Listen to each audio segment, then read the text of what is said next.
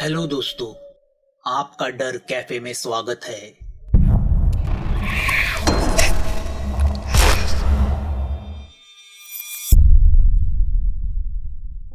विजय को चिता पे जलते हुए देख के पुष्कर को अपने अपराधी होने का एहसास होता है। उसका मन चिल्ला उठता है, मैंने विजय का मर्डर किया है। अगर मैं मूर्खता से धन के पीछे नहीं लगता तो अब तक विजय जिंदा होता। तभी पुष्कर की नजर पास ही खड़ी यामिनी पे जाती है। उसकी आंखों से आंसू रुक नहीं रहे। उसे अपने जन्मदिन पे क्या तोहफा मिला था। जलती चिता के पास खड़ी यामिनी को देख के वो यही सोचता है कि उसने उसके संसार को राख बना दिया। जिन्होंने मुझे जान से ज्यादा प्यार किया, मैंने उनकी जान ले ली।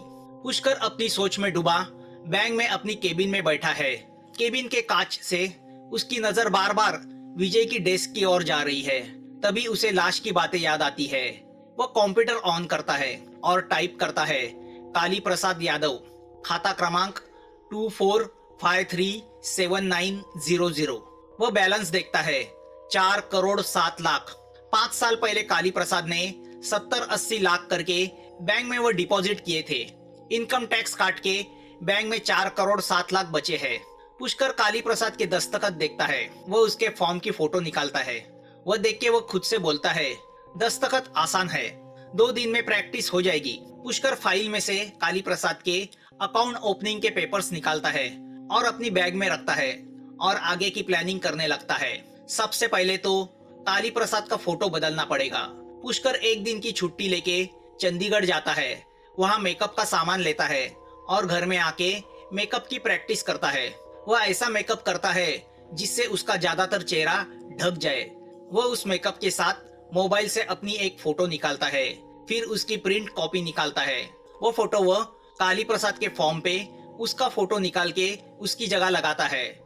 फिर उस फॉर्म को स्कैन करके बैंक के सॉफ्टवेयर में अपलोड करता है। अब जब कोई कंप्यूटर पे काली प्रसाद का अकाउंट देखेगा तो उसे वहाँ पुष्कर की मेकअप वाली फोटो ही दिखेगी। दूसरे दिन पुष्कर बैंक में जाता है। उसकी नजर कैशियर की केबिन पे जाती है। अब वह नेहा विजय का काम देख रही है। विजय की जगह अभी किसी की भर्ती नहीं हुई। पुष्कर सीधा अपने केबिन में जाता है। मेन ब्रांच को मेल करता है कि गुरुवार को एक 50 लाख की विड्रॉवल है, कैश की जरूरत लगेगी। उसकी रिक्वेस्ट 5 मिनट में एक्सेप्ट हो जाती है।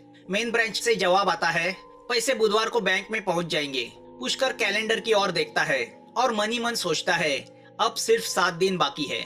पुष्कर शनिवार को बस से शिमला जाता है। वहाँ पैसे डिपॉजिट रख के बड़ी मेहनत से 1 हफ्ते के लिए गाड़ी रेंट पे लेता है। सोमवार को वह नेहा को अपने केबिन में बुलाता है और बोलता है, नेहा, मैं बुधवार को कुछ काम के लिए दिल्ली जा रहा हूँ, शुक्रवार को लौटूंगा। गुरुवार को 50 लाख की एक विड्रॉवल है।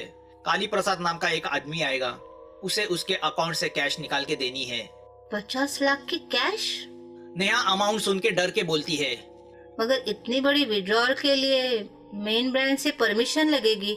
पुष्कर उसे हैरानी से देखता है और बोलता है, मैंने ले ली है। मगर सर, इतने पैसे अपने बैंक में नहीं है। मुझे पता है, कल मेन ब्रांच से वैन में से पैसे आ जाएंगे। मगर सर। तुम टेंशन मत लेना। मैं जब चंडीगढ़ में था तो इलेक्शन के वक्त 20-20 करोड़ की कैश हैंडल करता था। ये तो कुछ भी नहीं। मगर सर, आप तो नहीं रहोगे और मैं कैशियर नहीं हूँ। वो तो मैं विजय के बदले में। देखो नेहा, ये तुम्हारे लिए अच्छा मौका है अपनी होशियारी दिखाने का। क्या तुम नहीं चाहती कि तुम्हारा प्रमोशन हो, तुम्हारी तनख्वाह बढ़े? नेहा टेंशन में सर हिलाते हुए कहती है, हाँ सर। तो बस एक दिन की तो बात है, टेंशन मत लो। तुम होशियार हो, तुम आराम से हैंडल कर पाओगी। हिम्मत से काम लो। और वह काली प्रसाद मेरे पुराने पहचान वाले में से है, हमारी शिमला से पहचान है, कोई प्रॉब्लम नहीं होगी। उनका पॉलिटिकल काम है, इस साल तुम्हारा प्रमोशन भी हो जाएगा। ठीक है सर। नेहा के चेहरे से डर साफ नजर आता है। कुछ दिन के पहले तो वह मामूली क्लार्क थी और अब अचानक उसे 50 लाख का ट्रांजैक्शन करना था। नेहा डरते डरते कैशियर की केबिन में चली जाती है।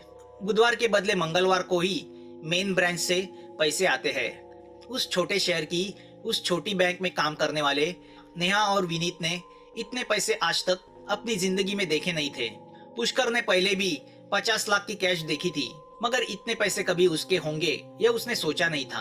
वह कैश की ओर देखता है और यही सोचता है, गुरुवार को यह सब पैसे उसी के होने वाले हैं। मशीन में 4 बार गिन के वो तीनों पैसे तिजोरी में रख देते हैं। पुष्कर तिजोरी को देखता है, उसे पसीना आता है। कहीं थोड़ी भी गलती हुई तो बाकी की जिंदगी जेल में गुजारनी पड़ेगी। रात को पुष्कर को नींद नहीं आती। वह मन ही मन भगवान से प्रार्थना करता है कि सब कुछ ठीक ठाक हो और पैसे आने में कोई मुसीबत ना हो। यह अच्छा था। पैसे तो वह काली जादू और शैतानी ताकत से हासिल कर रहा था, मगर प्रार्थना भगवान से कर रहा था। उसे फकीर की बात याद आती है कि अब वह भगवान की प्रार्थना नहीं कर सकता, तो अब वह ख्याली दिमाग से निकाल देता है। उसे अब इंतजार है गुरुवार का। गुरुवार का दिन आता है। वह रेंट पे ली हुई कार की नंबर प्लेट बदल देता है, मेकअप करता है, फिर गॉगल लगा के बैंक की ओर रवाना होता है। वह बैंक के पास गाड़ी पार्क करता है। बाहर स्टूल पे बैठा गोविंद तंबाकू मल रहा होता है। वह एक पल पुष्कर को देखता है और तंबाकू मलना रुकाता है। वह पुष्कर को देखने लगता है। पुष्कर उससे नजर चुरा के बैंक के अंदर प्रवेश करता है। वह सीधा विनीत के पास जाता है और आवाज बदल के बोलता है, एक्सक्यूज मी। विनीत सर उठा के उसे देखता है। मेरी कैश विड्रॉवल की रिक्वेस्ट थी। विनीत को पहले ही पता था और उसे दूसरा कुछ खास काम था नहीं। आप? मैं काली प्रसाद यादव। ओ हाँ, आपको एक फॉर्म भरना होगा। विनीत उसे एक फॉर्म देता है। आप वहाँ आराम से बैठ के भरिए। पुष्कर फॉर्म लेके सोफे पे बैठ जाता है। उसे फॉर्म पता था तो वह फटाफट फॉर्म भरने लगता है। काली का अकाउंट नंबर सब भरता है, मगर जैसे ही उसकी नजर फॉर्म के निचले हिस्से पे जाती है तो उसे पसीना आता है, क्योंकि फॉर्म के नीचे पैन नंबर जरूरी होता है। वह खुद को गाली देने लगता है। यह बात वह कैसे भूल गया, और जल्दबाजी में वह काली का असली फॉर्म घर पर ही भूल आया था। बिना पैन नंबर लिखे उसे पैसे नहीं मिलने वाले थे। उसकी छोटी सी गलती की वजह से सब प्लान खराब होने वाला था। तभी उसकी नजर उसके केबिन की ओर जाती है और उसे याद आता है, अरे वो तो बैंक में ही है। काली का पैन नंबर उसे कंप्यूटर से पता चल सकता है, मगर केबिन में जाके कंप्यूटर ओपन कैसे करे? वो विनीत के पास जाता है। एक्सक्यूज मी, यहाँ बहुत गर्म हो रहा है, क्या मैं पुष्कर साहब के केबिन में बैठ सकता हूँ? विनीत 2 पल उसे देखता है। आप पुष्कर सर को जानते हैं? हम एक ही कॉलेज में थे, हमारे घर जैसे संबंध है। मैं जब चंडीगढ़ में था तो हमारा रोज मिलना होता था। पुष्कर जोश में कुछ ज्यादा ही बोल देता है। मगर आप तो शिमला के हैं ना? हाँ, शिमला का हूँ। मैं और पुष्कर वहाँ एक ही स्कूल में थे। मैं बैठ सकता हूँ? विनीत घूर के देख के बोलता है, ठीक है, मैं केबिन खोलता हूँ। पुष्कर केबिन में बैठ के राह देख रहा है कि किसी की नजर ना हो। केबिन कांच की होने की वजह से बाहर से अंदर का सब दिख रहा होता है। ज्यादा वक्त लेना भी शक पैदा कर सकता था, और चोर के मन में वैसे भी चांदनी रात होती है।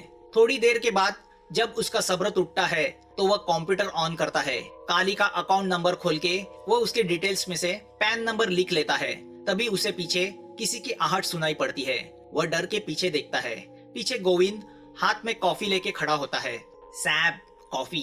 थैंक्स, रखो।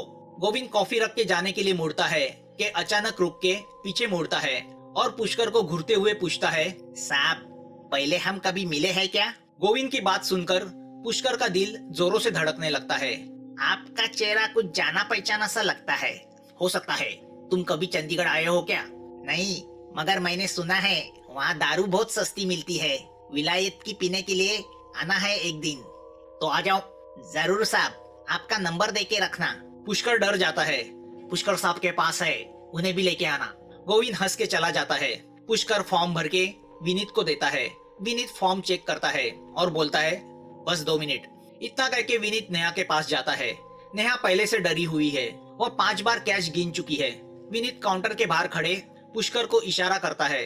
पुष्कर कैशियर की केबिन के पास आता है। सर, पैसे ले जाने के लिए क्या आप बैग लाए हैं? पुष्कर बैग देता है। विनीत और नेहा कैश बैग में भरते हैं। सब 500 के नोट है, जो पुष्कर ने मेन ब्रांच से रिक्वेस्ट करके मंगाए थे, क्योंकि अगर 2000 के नोट आते तो उन्हें खर्च करना मुश्किल होता। सब पैसे बैग में भरने के बाद पुष्कर उन्हें थैंक्स कह के बैंक के बाहर आता है और गाड़ी में बैठ के घर की ओर चल पड़ता है। रास्ते में वह गाड़ी रुकाता है और बैग खोल के पैसे देखता है।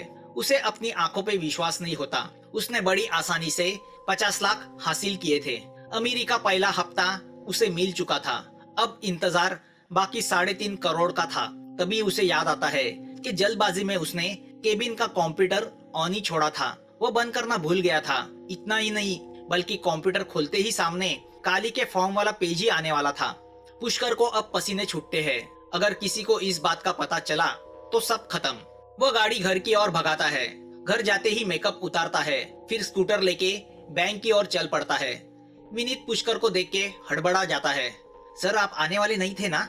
विनीत पुष्कर से पूछता है। हाँ, मगर काम जल्दी खत्म हुआ तो सोचा घर में बैठ के क्या करूंगा, इसलिए आ गया। पुष्कर सीधा केबिन में जाता है और कंप्यूटर बंद करता है। तब जाके उसकी जान में जान आती है। रात को जॉनी वॉकर की घूंट लेते लेते पुष्कर पैसों को देखता है और फैसला करता है कि अगली बार वह 80 लाख की विड्रॉवल लेगा। जितना जल्दी हो वह यह काम निपटाएगा। फिर नौकरी छोड़ के चंडीगढ़ नहीं बल्कि गोवा चला जाएगा। फिर जिंदगी भर ऐश। विजय का बलिदान खाली नहीं गया। विजय से उसे यामिनी की याद आती है। पैसे तो पा लिए, अब यामिनी को पाना बाकी था। इतने दिनों में पैसों के चक्कर में वह उसे भूल ही गया था। विजय के जाने के बाद वह यामिनी से मिला ही नहीं था। वो सोचने लगता है कि यामिनी को कैसे पटाए। वह औरत की फितरत जानता था और अब उसके पास ढेर सारा पैसा भी था, तो यामिनी क्या चीज है।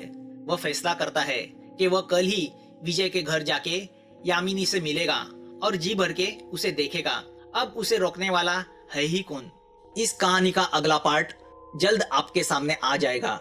अगर आपको यह कहानी अच्छी लगी हो तो प्लीज इस चैनल को सब्सक्राइब कीजिए। आपके कमेंट्स का हमें इंतजार रहेगा और नोटिफिकेशन के लिए बेल आइकन दबाना मत भूलना। जल्द मिलेंगे एक नए डर के साथ। Thanks for watching.